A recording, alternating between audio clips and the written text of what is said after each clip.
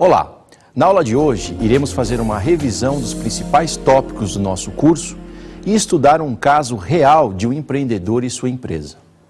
Como nós sabemos, o empreendedorismo é a força motriz de toda e qualquer economia, principalmente no país como o Brasil, onde mais de 90% das empresas são pequenas, movidas pelo sonho e objetivos de pequenos empreendedores.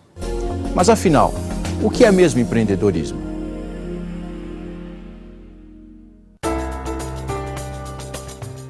Empreendedorismo é o processo de criar algo diferente e com valor, dedicando o tempo e os esforços necessários, assumindo os riscos financeiros, psicológicos e sociais correspondentes e recebendo as consequentes recompensas da satisfação econômica e pessoal. Existem primordialmente dois tipos de empreendedorismo. O empreendedorismo de startup, que é aquele empreendedorismo quando você quer montar uma empresa baseada numa ideia, que você viu que é uma oportunidade de negócio. Aí você faz um investimento, cria-se uma empresa e começa-se a ganhar dinheiro. Mas também temos o empreendedorismo corporativo, que é a aplicação das técnicas de empreendedorismo de startup no ambiente corporativo, feito por um empregado, um funcionário, apoiado pelo seu chefe e seus parceiros, para que você possa fazer mudança de estratégia, lançar novos produtos, mudar o ambiente de uma empresa. Nada disso é possível, e a gente viu isso durante o nosso curso, sem que seja feito um plano. O plano de negócio talvez seja a coisa mais importante do empreendedorismo, porque ele descreve todos os passos que a sua empresa e o seu empreendimento, seja ele um negócio próprio ou dentro da sua companhia, vão ter que dar para que você consiga atingir o objetivo desejado. O plano de negócio muitas vezes é subestimado pelo empreendedor porque dá trabalho, ele acha que serve aquilo só no início. Na verdade, ele é um grande descritor dos passos que você tem que dar antes, durante e às vezes até depois que o seu negócio foi lançado.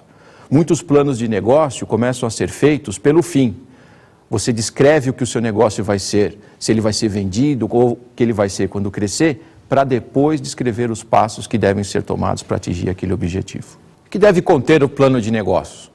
Obviamente, a descrição do que vai ser o seu negócio, de forma clara para pessoas que leem o plano entendam. Mas também deve conter parte financeira, quanto de dinheiro vai precisar, quanto de dinheiro vai gerar, quem vai fazer parte do negócio, os sócios, os produtos e serviços que vão ser ofertados, os mercados, descrição de quem são os concorrentes, se eles são existentes ou possam vir a existir. Muitas vezes um negócio não tem concorrente no início, mas o simples fato de lançar aquele negócio vai criar concorrente. Outra coisa que o plano de negócio tem que ter é como os acionistas, os investidores do negócio vão ser remunerados. Isso pode estar incluído na parte financeira, mas eu sugiro que seja feita uma parte separada, que fique bastante clara para quem vai analisar o plano de negócio, possa entender sem que você tenha que dar muitas explicações. Dentro do empreendedorismo, é muito importante a parte técnica, ou seja, como montar o negócio, o planejamento, a forma com que você vai gerenciar. Mas tudo isso só é possível se você tiver um comportamento empreendedor. E o que é um comportamento empreendedor? Basicamente, o empreendedor é uma pessoa que aceita tomar determinados riscos em troca de um benefício, de uma compensação, de uma remuneração. Se você não tem suscetibilidade a riscos, ou seja, você não gosta de ter riscos, provavelmente você não vai gostar de ser um empreendedor. Porque a vida do empreendedor basicamente é tomar riscos e receber recompensa quando as coisas saem certas. Preste atenção que eu disse quando as coisas saem certas, porque nem sempre elas saem. Exatamente nesse momento é que define a diferença entre um empreendedor e um não empreendedor. Quando as coisas dão erradas por um empreendedor, para quem tem um espírito empreendedor, ele procura rapidamente uma solução, uma saída para reverter a situação negativa para uma coisa positiva. Obviamente, existem várias técnicas para você diminuir esses riscos. Não pense que empreender é assumir riscos sem consequência, não é nada disso. Uma das coisas que a gente utiliza para diminuição de riscos e acelerar o lançamento do negócio, por exemplo, é a aquisição de empresas. O que significa isso? Você, em vez de lançar uma empresa do zero, começando desde lá de baixo, você define um plano e busca uma empresa que já tenha mais ou menos o perfil que você esteja procurando e adquire essa empresa. Assim você tem a chance de entrar ao mercado sem que você tenha que fazer os passos iniciais, porque essa empresa provavelmente já deve ter feito. Hoje os empreendedores brasileiros ainda não estão acostumados com a aquisição como forma de empreendedorismo. Mas isso está crescendo muito, porque a economia está estável, crédito está farto e existem técnicos, gente experiente no mercado auxiliando empreendedores a adquirir empresas. Uma coisa bastante comum no Brasil, mais ou menos nessa linha de aquisições de empresas, são as franquias, que é uma outra forma de você empreender. As franquias nada mais são do que você comprar o direito de utilizar um negócio que já está funcionando, definido com metodologia, definido com formas de trabalho, toda a parte de marketing financeira, por um grupo, por uma empresa, por um empreendedor anteriormente, que formata isso e entrega na mão de um administrador, você, por exemplo, empreendedor, para que você possa lançar um negócio que já existe. Quais as vantagens de você utilizar uma franquia? Bom, provavelmente você vai utilizar uma franquia de uma marca já reconhecida, normas e procedimentos já vão ter sido definidos, você vai compartilhar experiências tocando o seu negócio com outros franqueados, que são outros empreendedores que adquiriram os direitos de utilizar essa marca com esses produtos e serviços. Isso facilita muito a vida de quem quer empreender, principalmente quem quer empreender pela primeira vez. Porque muitas das coisas que o empreendedor vai fazer já foram pensadas pelo dono da franquia, o franqueador. Não adianta nada você ter um negócio se você não sabe como vai ganhar dinheiro com isso. E esse é o outro ponto que nós abordamos também. Os aspectos financeiros de um empreendimento são muito importantes. Eu escuto muitas vezes falar, tive uma ideia muito legal, eu vou lançar uma empresa, vou fazer alguma coisa. A primeira pergunta que você tem que fazer é, essa ideia é uma oportunidade? E a resposta para isso é, ela dá dinheiro? Ela cria um mercado? Ou ela adquire um mercado? Se a resposta for, não sei, você tem um problema muito grande. Mas você ainda tem a chance de analisar. Mas se a sua resposta for não, não perca tempo. Por melhor que a sua ideia possa parecer, se ela não tiver a parte financeira endereçada, não serve como empreendedorismo. Portanto, os aspectos financeiros de um empreendimento devem ser muito bem analisados, abordados, planejados e principalmente controlados pelo empreendedor. Muitas vezes eu vejo o empreendedor fazer um plano financeiro com auxílio de consultores, amigos, técnicos, pessoas que entendem de consultoria financeira, mas depois esquecem de controlar. Fica lá no papel.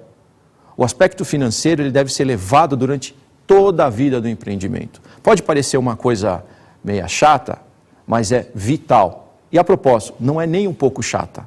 Não há nada mais gratificante do que ver o seu negócio dando dinheiro. E para você saber se o seu negócio tem que dar dinheiro, você tem que controlá-lo. Tudo isso só é possível se você fizer dentro das normas, regras e leis do mercado que você atua. Outro aspecto muito relegado ao segundo plano por empreendedores iniciantes é o aspecto legal. Eles saem fazendo negócio, não sabem que tipo de impostos eles têm que pagar, que contratos eles têm que fazer, quais são as responsabilidades jurídicas e legais deles, porque simplesmente não foram procurar auxílio para fazer isso. Eu tenho uma definição clara para o empreendedor que começa a fazer o negócio e não se preocupa com o aspecto legal. Loucura! Quem monta um negócio e não presta atenção nas questões legais está criando um problema muito grande para si próprio. Por quê? Porque mais cedo ou mais tarde você vai ter que cumprir com as obrigações legais que o mercado, que o governo, que as instituições exigem. E se você não fizer isso de acordo com as normas, provavelmente você vai fazer de uma forma muito mais dolorosa para o seu negócio. A forma correta de um empreendedor não criar problemas para si próprio, não se preocupando com o aspecto financeiro e com o aspecto legal, é ele utilizar a ajuda de advogados e contadores. Nós abordamos na nossa aula que advogados e contadores nunca são uma despesa, eles são um investimento, porque eles protegem o seu negócio de problemas que muitas vezes significam a morte do negócio.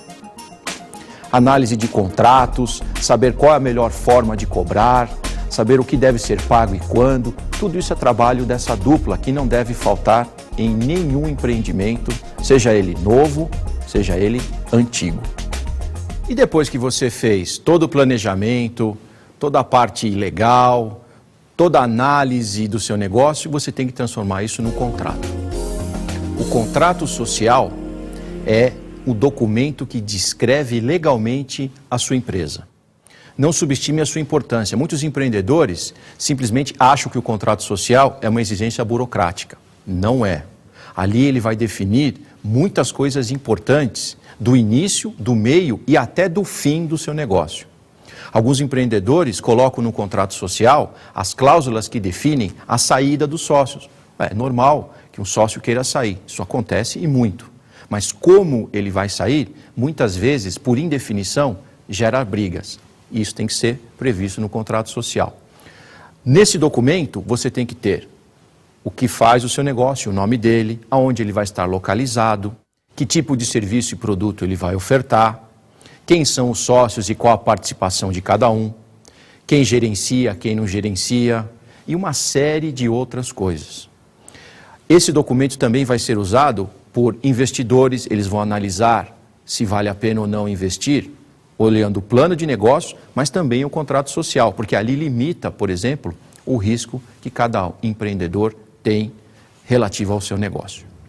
Mas a melhor forma da gente entender todo esse mundo do empreendedorismo, sem antes empreender, é analisando um caso real. E é isso que nós vamos fazer agora.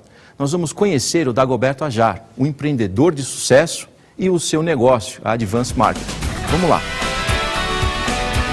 Dagoberto, muito bem-vindo, muito obrigado, por favor.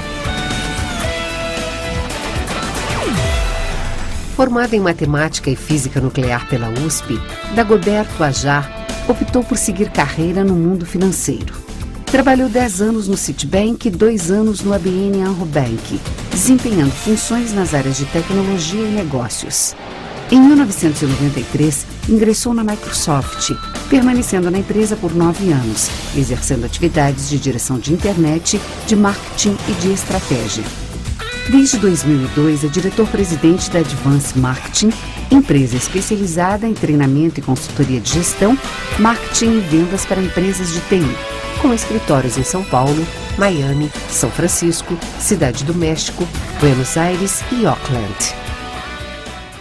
Dagoberto, conte um pouco para nós quando você descobriu, quando você começou a ser empreendedor. Ivan, antes de mais nada, obrigado pelo convite de estar aqui. E para responder essa pergunta, eu tenho que voltar um pouquinho na história. Acho que eu sou empreendedor há muito tempo. Eu trabalhei em grandes multinacionais durante muitos anos. Trabalhei 10 anos no Citibank. Entrei lá como auxiliar de estagiário de alguma coisa, né? Como todo mundo começa na vida. Depois de 10 anos, saí de lá responsável por toda a área de tecnologia do banco. Depois de 10 anos, eu fui para o banco ABN, responsável pelas áreas de tecnologia e operações do banco. E depois passei 10 anos na Microsoft, entre outras funções, 8 anos como diretor de marketing, 2 anos como diretor da parte de estratégia. Em todos esses anos que eu trabalhei em multinacionais, eu sempre tive atitudes empreendedoras. E aí até parabenizo o teu treinamento, porque você fala exatamente de empreendedorismo corporativo, que é tão importante para as empresas, é tão importante para o crescimento da economia como um todo. Dentro dessas empresas, Citibank, ABN e Microsoft, o fato de você ser empreendedor te leva a posições cada vez mais elevadas. E por isso eu consegui chegar a diretor da Microsoft, por exemplo, num espaço muito curto de tempo. Então, alguns exemplos dessas atividades empreendedoras. Logo que eu entrei na Microsoft, depois de 2 anos, eu estava atendendo o Banco Bradesco. A Microsoft, naquela época, estava trazendo um novo produto, um sistema operacional para o Brasil. E eu cheguei para o Bradesco, tentei convencê-los a implementar em todas as agências um sistema de interconexão das agências com a matriz, usando os produtos da Microsoft. Na época, o diretor do Bradesco falou assim: menino, você não sabe o que você está falando. O Bradesco tem 3.000 agências, o risco disso seria enorme. Eu não quero associar o meu banco a risco, eu quero produtos que funcionem e que funcionem com muita qualidade. Eu passei na sala dele durante 2 meses, todo dia, e todo dia eu falava assim: puxa, o nosso produto está melhorando bastante, a gente está pronto para atender empresas como a sua, dá uma oportunidade para a gente fazer um teste aqui. E acho que de tanto que eu passei na sala dele, um dia ele falou assim: tá bom, nós vamos fazer uma coisa, eu vou te dar um piloto, se o piloto funcionar, a gente volta a conversar. Mas até que o piloto não esteja funcionando, você não passa mais na minha sala. O piloto é um projeto que você faz inicial antes de fazer o projeto final. Exatamente. E para isso, o diretor do Bradesco me perguntou que tipo de infraestrutura eu precisava, me deu todos os recursos e falou: só volta aqui quando esse piloto, esse projeto inicial estiver funcionando. Acho que a expectativa dele é que eu não voltasse nunca mais e parasse de atormentar ele toda semana. Não te conhecia, né? Não me conhecia, e eu acho que aí vem uma característica de um empreendedor, que é a persistência.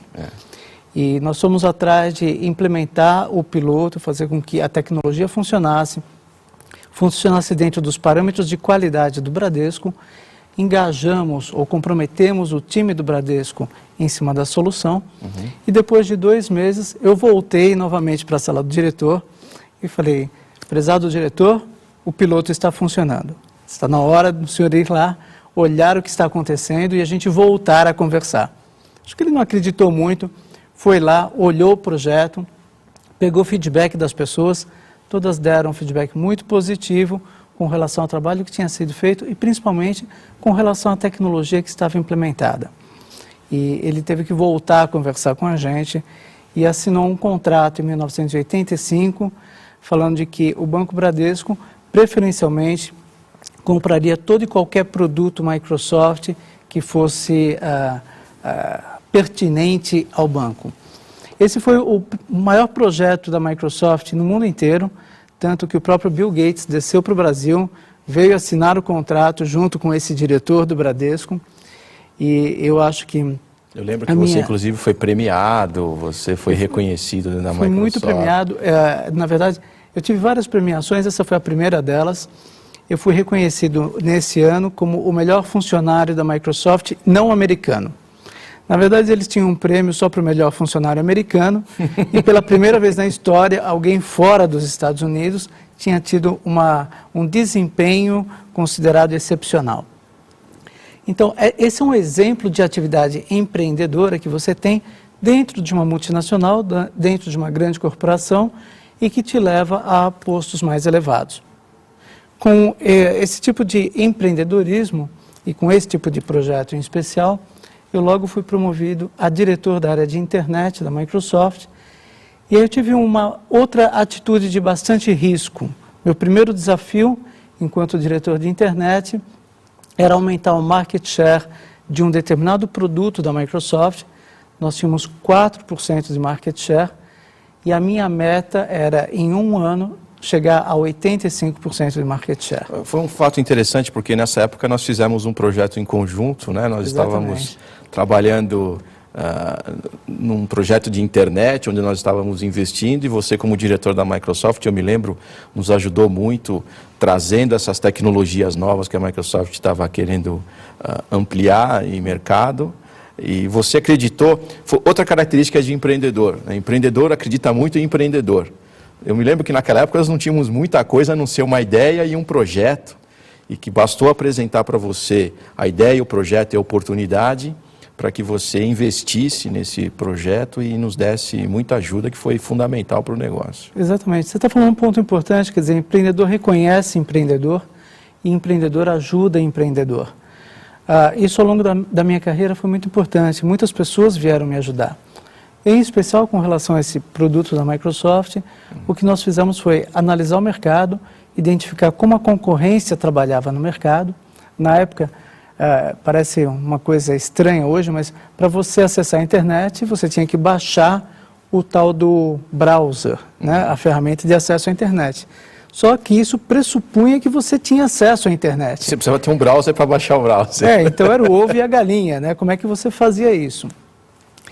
O que nós fizemos foi mudar o paradigma e falar, não, então eu vou arrumar uma forma de entregar a ferramenta de acesso à internet para os usuários sem que eles tenham um acesso prévio à internet. Mas tudo isso era uma iniciativa sua, não era uma coisa que a Microsoft tinha definido que você tinha que fazer daquele jeito?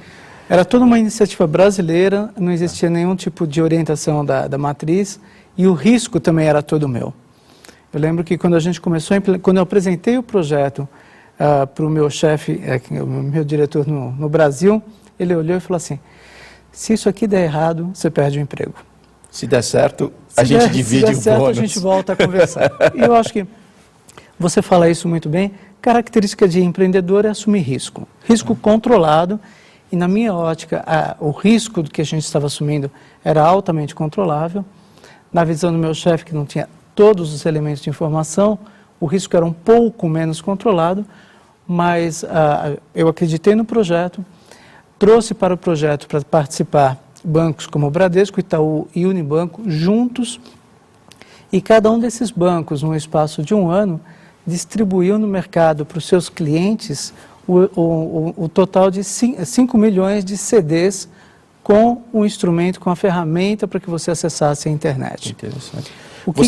Você teve apoio do seu chefe em todas essas iniciativas de empreendedorismo corporativo, ou algum momento você se sentiu sozinho e falou, eu tenho que me virar sozinho? Foi fundamental você ter o apoio do seu chefe? Sim, Pedro, foi fundamental o apoio do meu chefe. Eu acho que no mundo corporativo você tem que estar alinhado com a estratégia da empresa e principalmente você precisa de apoios, recursos da empresa. E para isso o teu chefe tem que estar engajado, compromissado com o que você está oferecendo. O que não significa que você tem que esperar que a iniciativa nasça dele. A iniciativa é sua. É você que conhece o mercado, tem contato com o mercado, tem que gerar a ideia, definir um plano, defender esse plano junto ao seu chefe para conseguir os recursos e poder implementar a sua ideia, o seu plano no mercado. E diga uma coisa, você fez vários casos de sucesso no mundo corporativo como empreendedor e você é reconhecido por isso. Qual foi o momento que você falou... Porque eu me lembro que você começou a empreender com startup, mesmo antes de deixar o mundo corporativo. Quer dizer, você foi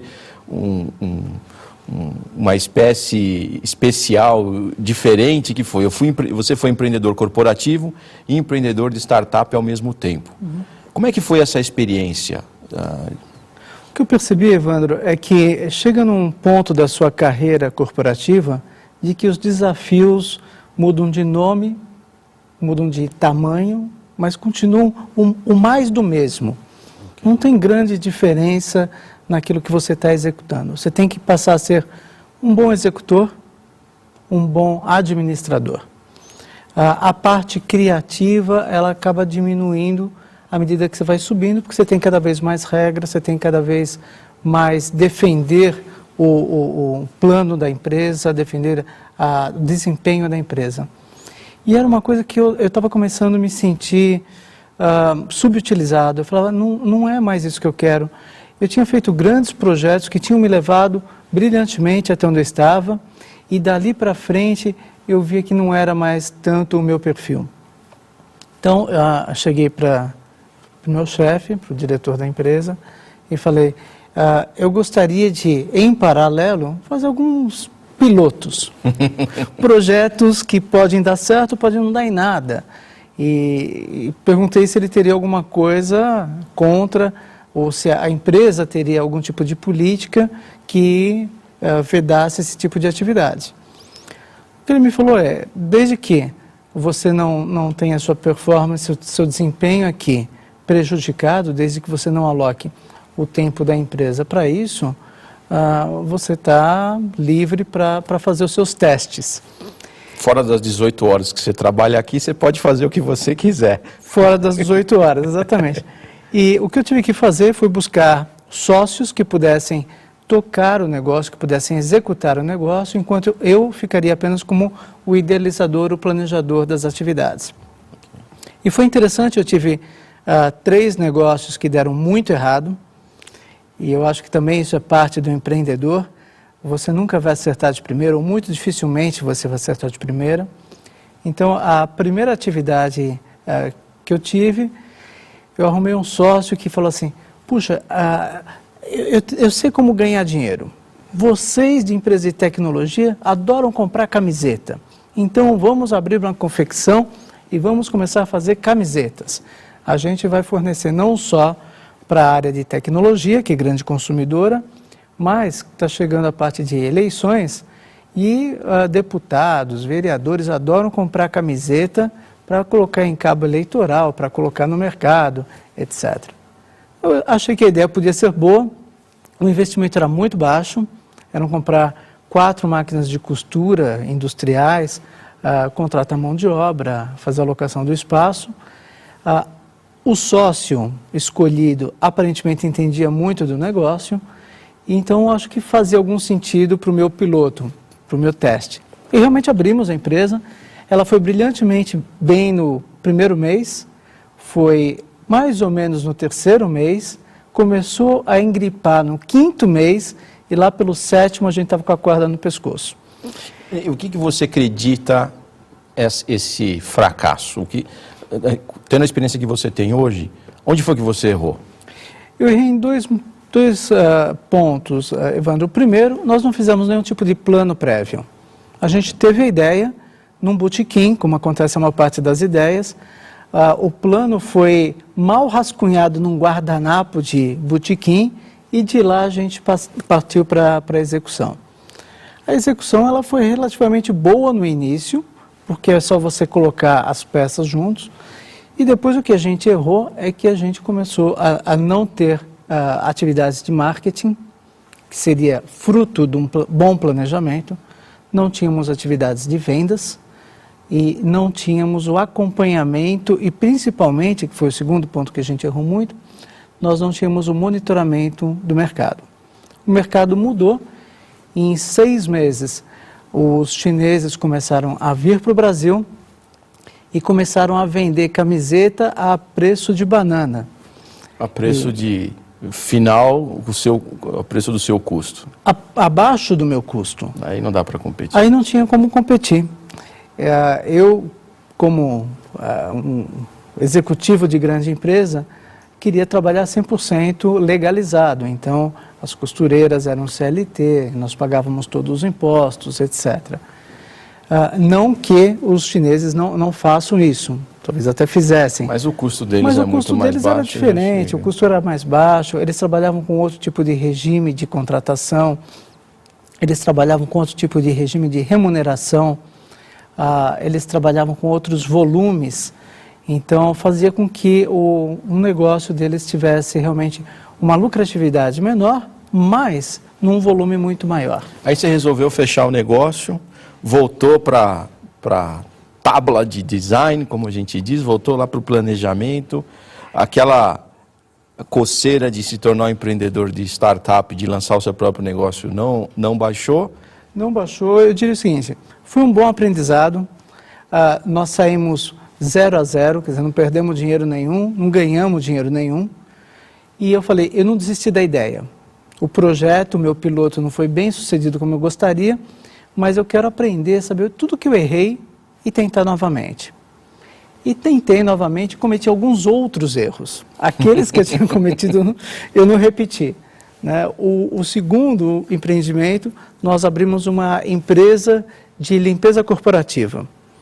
Arrumei um sócio, que também ele era ex-funcionário de grandes empresas, e falou, nossa, agora estamos num período onde todas as grandes empresas estão terceirizando a equipe de limpeza.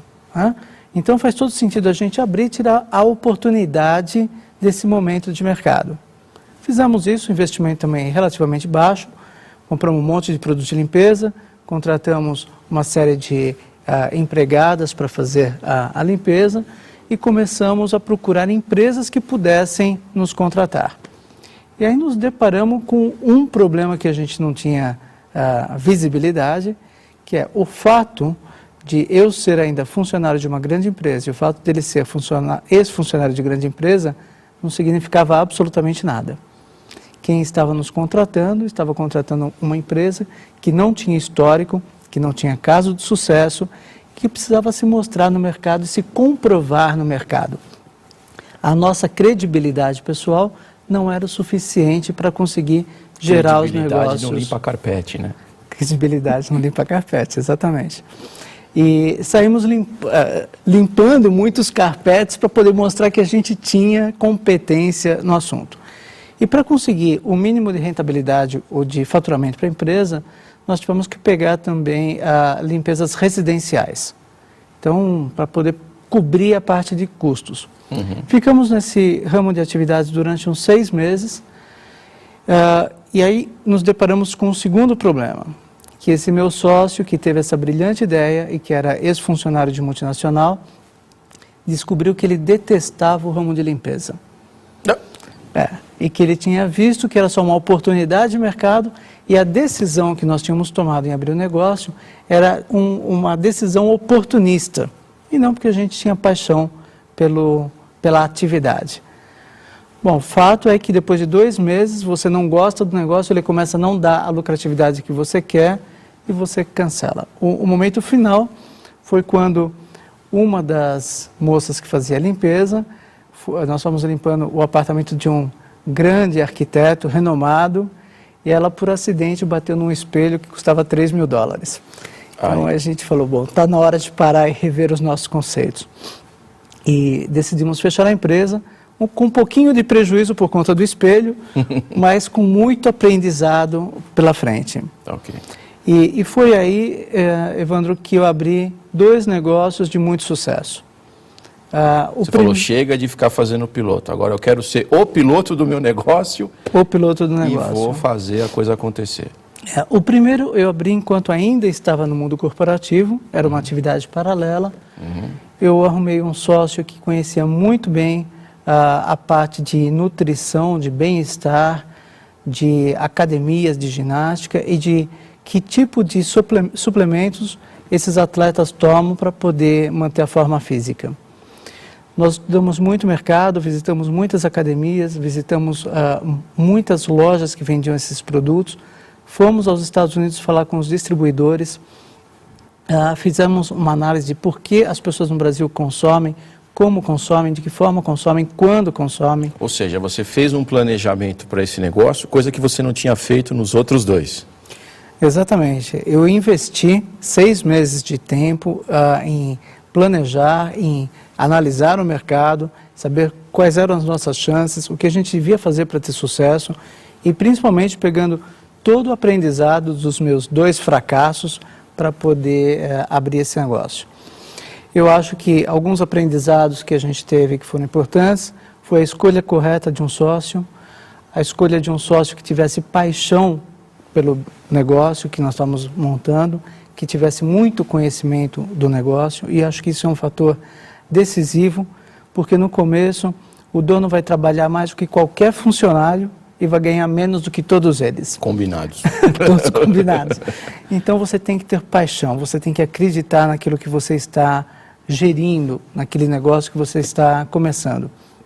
E principalmente, você tem que dar, você é o capitão do navio, você tem que dar as diretrizes.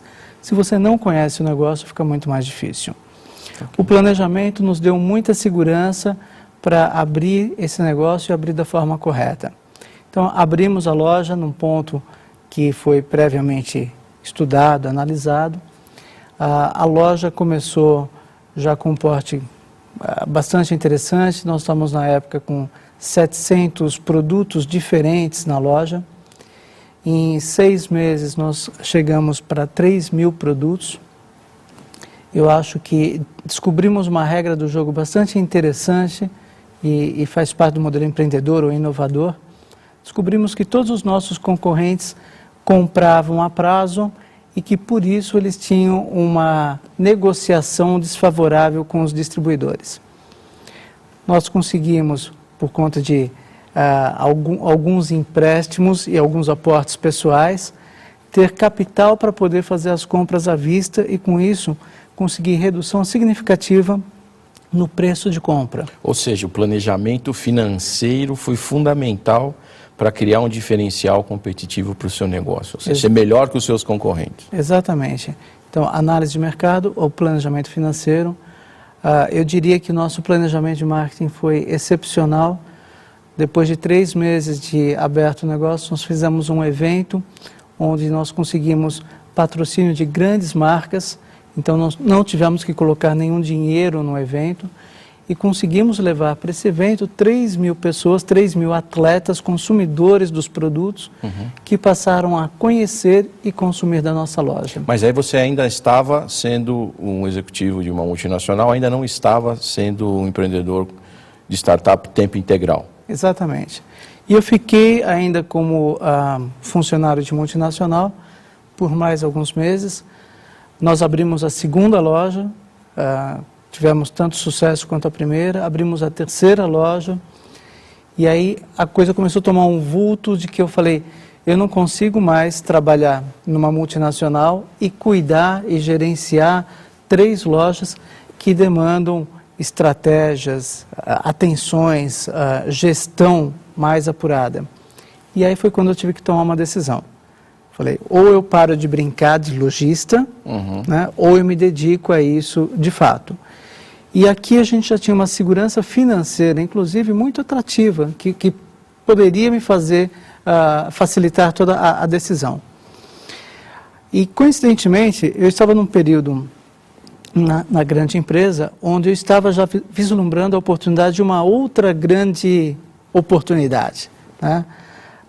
Que era a parte de fazer treinamento nas áreas de gestão, marketing e vendas para empresas que vendiam os produtos da Microsoft, para as revendas da Microsoft. As revendas eram muito boas do ponto de vista técnico, mas tinham muita dificuldade ou deficiência na parte empreendedora.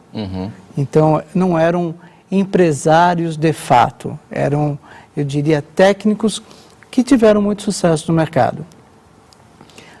Eu resolvi, nesse momento, abandonar a carreira empresarial, a carreira, corporativa, o que foi um grande trauma para a família, né, porque você chega em casa... É, um grande trauma para todo mundo acha que... Todo mundo acha que se enlouqueceu. Se você só é seguro se você estiver trabalhando numa grande empresa multinacional, principalmente você, um executivo de sucesso.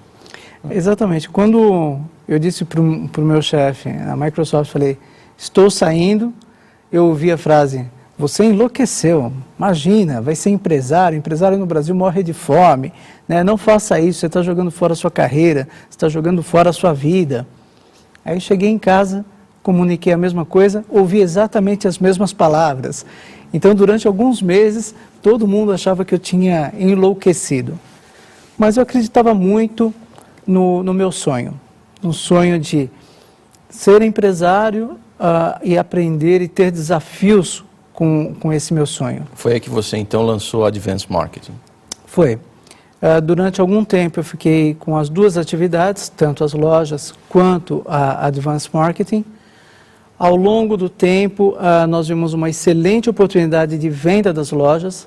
Era uma janela de oportunidade única, ou a gente pegava aquilo naquele momento, ou a gente não conseguiria o dinheiro que estava sendo proposto.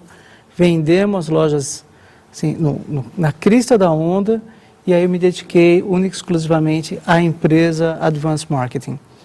A Advanced, ela nasceu em 2001, nasceu desse sonho de levar conhecimentos para os empreendedores ou empresários em áreas que eles tinham muita carência, nas áreas de gestão, marketing e vendas. Eu contei já com um bom apoio. Um dos primeiros clientes que eu tive, na verdade o segundo cliente que eu tive foi a própria Microsoft. O meu chefe virou para mim e falou, bom, você deve acreditar muito no que você está oferecendo. Você saiu da empresa para fazer isso, então nós vamos lhe dar um voto de confiança. Vamos escolher algumas poucas revendas para que você faça esse seu trabalho e mostre a competência. E foi exatamente o que eu estava precisando, porque eu tinha visitado já muitas outras empresas, um deles dono de uma grande revenda no Brasil, muito meu amigo, E fui lá, apresentei todos os produtos da Advanced Marketing. Ele virou e falou assim: Dago, adoro você, adoro o seu trabalho, adoro o que você está apresentando, mas aqui nós temos uma política. Eu só posso contratar empresas que tenham 3 casos de sucesso. Aí eu virei e falei assim, peraí, mas parece aquela coisa de estágio, né? Vamos limpar de novo o carpete para mostrar o nosso valor. E eu percebi de que o fato de ter sido da Microsoft não significava muita coisa. Abria algumas portas, mas não garantia o leite das crianças, não garantia o contrato fechado. Então nós tivemos que fazer algumas atividades de marketing. O fato de ter conseguido essa oportunidade da Microsoft me ajudou bastante com isso. Aí consegui que uma das empresas, uma das revendas, fosse o meu primeiro cliente, desse uma oportunidade para a gente montar um plano de marketing, desde que de graça. Eu acho que para começar é o investimento necessário. Eu ainda fiz uma negociação, falei, bom, eu faço de graça, desde que você dê um grande depoimento, depois que a gente acabar o trabalho, falando de como foi o trabalho e do seu contentamento a respeito do trabalho. Você também acabou fazendo um contrato com a própria Microsoft, né? Foi interessante que a Microsoft também acabou, você deixou de ser funcionário para ser prestador de serviço para eles, e isso demonstrou que o relacionamento era muito bom mesmo depois da sua saída. Isso que é um fato que nem sempre acontece. Às vezes o funcionário sai com uma relação estremecida com a empresa. Não foi o meu caso, a Microsoft acabou me contratando, e até um fato interessante, esse meu chefe virou para mim e falou assim, bom, eu realmente acredito em você porque você saiu da empresa para perseguir uma ideia. Então, essa coisa de fazer treinamento para revendas deve realmente ser muito bom, né? Falei, sim, eu acho que a gente acredita. Ele me deu como um piloto, né, algumas poucas revendas para que nós fizéssemos o trabalho de planejamento estratégico, e que com esse planejamento deveria aumentar o desempenho das revendas. Nós fizemos o planejamento de maneira presencial, mandamos consultores em cada uma dessas revendas, sentamos com os diretores, sentamos com o presidente da empresa, estruturamos toda a empresa do ponto de vista administrativo, gestão, marketing, vendas, toda a parte de recursos humanos, a capacitação dos profissionais, e tivemos a medida de, depois de 6 meses de implementado o projeto, que o aumento de vendas dessas revendas foi de 35% acima da média de mercado. Poxa. Isso causou um impacto muito interessante dentro da própria Microsoft, eles gostaram muito do resultado e nos convidaram para estender o projeto para fazer o planejamento estratégico para 300 revendas no Brasil. Fazer planejamento estratégico de uma única vez para 300 revendas, você sabe muito bem, eu precisaria contratar um batalhão de consultores, preparar todo mundo, e o custo de viagem pelo Brasil seria inviável para um projeto desse tamanho. E foi aí que nós tivemos a ideia de criar o treinamento e a consultoria através da internet. Isso é uma coisa interessante, né? Surgiu um problema em que muitas pessoas iriam parar, iam falar, não, eu não tenho como continuar, não dá para fazer, e você fez desse limão uma limonada, né? Outra característica do empreendedor. Exatamente. Vê um problema, já fala, oba, problema tem solução, é comigo mesmo. Exatamente. E eu fui à Microsoft e falei, a forma que nós temos de resolver o problema que vocês colocaram, a um custo que seja competitivo e vantajoso, é de fazer isso usando a internet como forma de chegar até as revendas que estão espalhadas pelo Brasil como um todo. Aí, novamente, eu ouvi uma frase que empreendedor ouve muito, você está louco, imagina, isso não funciona, né? Não faça isso, né? Vai dar errado. E aí eu falei, bom, mais uma vez falando que eu estou louco, então devo estar no caminho certo. Né? Então, fizemos toda a infraestrutura para suportar a ideia de fazer a consultoria pela internet. Fizemos um teste, um piloto em uma única revenda, tivemos uma aceitação e um desempenho tão bom como se a gente tivesse feito de maneira presencial, e aí fizemos para as 300 revendas. Depois de um ano de implementado o projeto, nós tivemos uma métrica de 30% de aumento de faturamento acima da média de mercado. Ou seja, deu retorno financeiro lá no... Deu um retorno financeiro impressionante, a Microsoft ficou muito satisfeita com o resultado e aí nos convidou para fazer o projeto em toda a América Latina.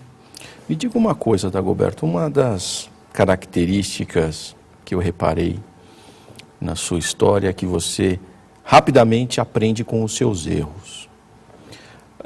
Algumas pessoas fazem isso naturalmente, outras pessoas precisam de auxílio. O que você poderia falar para os nossos empreendedores de forma que eles pudessem aprender com os seus erros? Que coisas eles devem observar? Porque a tendência da pessoa, quando ela comete um erro, é ficar se punindo. É se colocar para baixo, vai falar, errei, etc. Como é que você lidou com isso? O que você sugere para o empreendedor para que ele possa fazer disso uma experiência gratificante? Eu acho que errar, todo mundo vai errar e vai errar muito. Se você é empreendedor, você vai errar mais do que os outros, porque você assume mais riscos, você testa novas ideias. Então você tem que estar preparado para tratar essas adversidades. E o erro, eu acho que ele é fundamental para a gente. Eu fali 2 empresas, né? Todo mundo pararia e fala, não vou mais brincar disso. Eu acho que você tem que sentar, analisar e ver o que eu tinha planejado, por que eu errei, o que eu posso aprender com isso, né? E transformar isso em alguma oportunidade. Você colocou muito bem, eu sempre transformei todos os erros que eu tive em novas oportunidades de negócio. E frequentemente você está na frente de um cliente e de repente o cliente coloca para você um problema interno da empresa ou até mesmo o desempenho que você teve em determinado projeto não correspondeu às expectativas do cliente. E aí você tem que analisar e falar assim, o que eu errei? Será que eu não gerenciei bem as expectativas?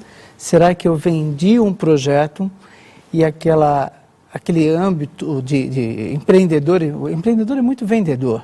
A gente vende qualquer coisa e você pinta aquela pílula de maneira extremamente dourada.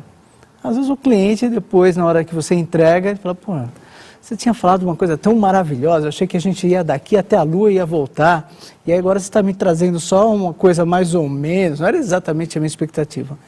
Eu acho que a gente tem que aprender a transformar isso em novas oportunidades. Talvez vender uma outra etapa do projeto, ou vender um outro tipo de projeto. Nesses treinamentos que você faz com revendas, você lida praticamente, todas elas praticamente são encabeçadas por empreendedores, né? De uma forma ou de outra, gente que está lá encabeçando um negócio. O empreendedor não, ele está encabeçando um negócio.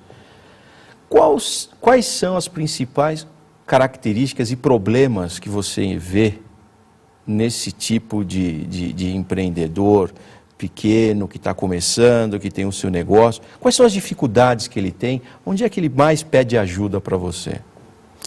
Eu vou mudar um pouquinho a tua pergunta, porque o empreendedor de tecnologia, eu diria, as empresas de tecnologia no Brasil, elas nasceram basicamente de 1985 a 1990, quando o mercado de tecnologia estava crescendo de maneira acelerada no Brasil. Ele, na verdade, cresceu de maneira muito rápida de 1980 até a virada do ano 2000.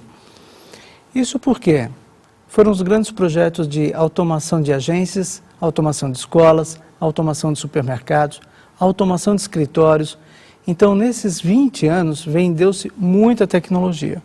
Por conta disso, muitos funcionários de grandes empresas saíram para montar uma revenda. E com isso se deram muito bem, porque o mercado estava crescendo. O que ele tinha que fazer é atender o mercado de maneira muito rápida, fazer proposta muito rápida, chegar nos clientes de maneira muito rápida e levar o negócio. Tinha muito dinheiro na mesa. Esse cenário mudou muito de 2000 para cá. O mercado de tecnologia passou por um momento de retração entre 2000 e 2004 e agora tende a se estabilizar. Na verdade, vai crescer um pouco, vai crescer uma taxa de 10% ao ano, mas que comparado aos anos dourados que nós tivemos de 1980 a 2000, é quase nada. A gente poderia falar que estamos estabilizados. O que significa ter um mercado estável agora é que a gente começa a separar o empresário efetivo do aventureiro ou do oportunista. Aquele que abriu a empresa e deu certo. deu certo porque o mercado estava crescendo. Agora, nós vimos que de 2000 para 2004, 20% das revendas do Brasil simplesmente deixaram de existir.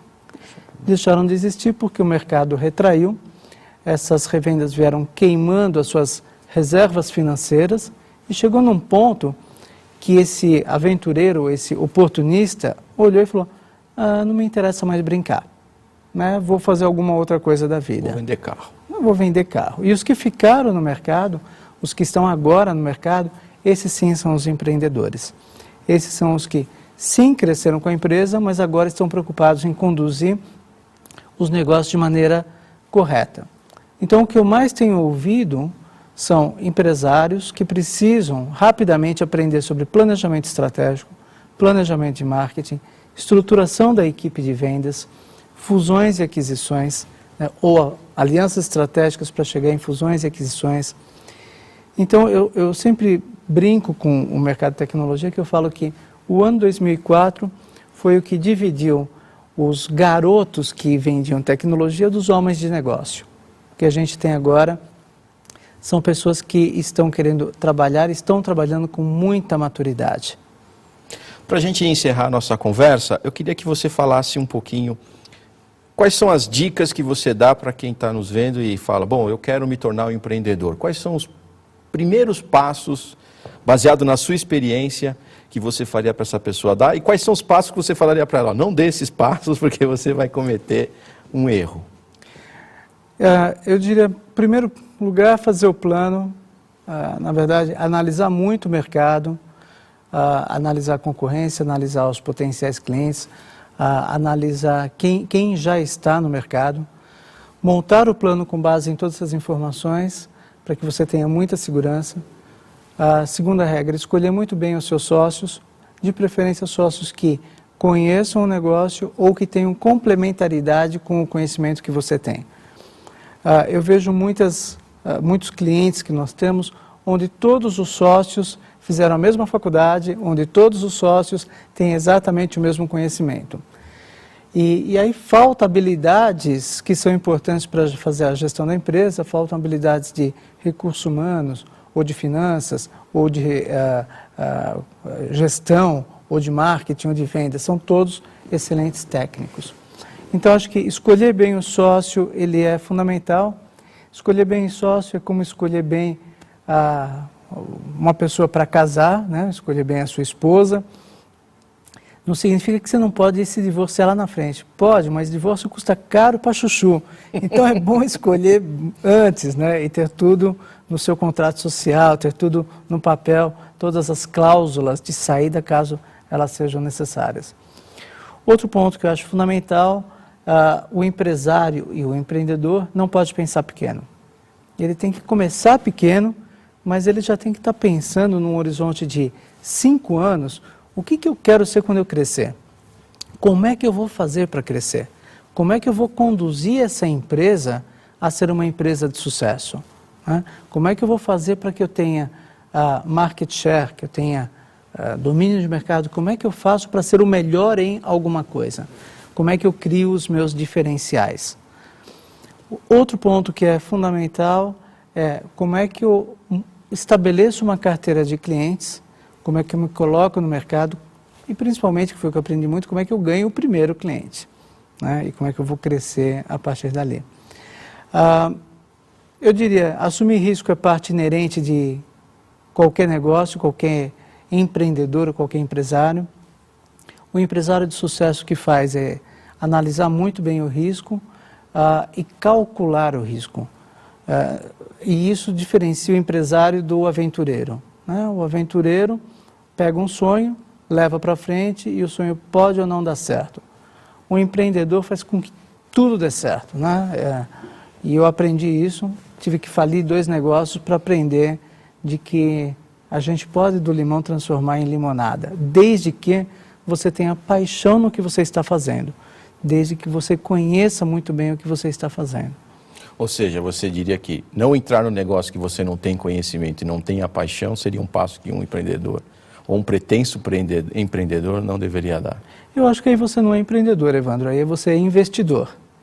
né? Então você pega, aporta o capital num negócio, para isso você analisou bem o negócio, para isso você analisou os riscos, mas você não vai tomar parte executiva do projeto. O empreendedor não, o empreendedor ele fica muitas noites sem dormir, ele fica pensando nas oportunidades, ele dorme, mas com um caderninho do lado, porque tem um monte de ideias durante a noite. No dia seguinte, ele pega e muda um monte de coisa na empresa. O empreendedor é aquela pessoa que ninguém quer que ele saia de férias, porque nas férias ele gera tanta ideia que quando ele voltar, bota todo mundo para trabalhar em 220, né, em ritmo acelerado. Eu acho que essa é a característica do empreendedor, diferente do investidor. Muito obrigado. Dagoberto, para quem está nos vendo, se quiser entrar em contato com você... Para quem quiser entrar em contato comigo, o meu e-mail é dago@advancemarketing.com.br. O nosso site é www.advancemarketing.com.br. Será um prazer responder perguntas dos seus alunos, de quem está nos assistindo. Será um prazer que eles acessem o nosso site e saibam mais dos nossos produtos. E foi um prazer estar aqui com você. Dagoberto, muito obrigado. O que a gente viu é que paixão é uma característica muito importante nos empreendedores. Seja apaixonado pelo seu negócio e você terá muita chance de ter sucesso.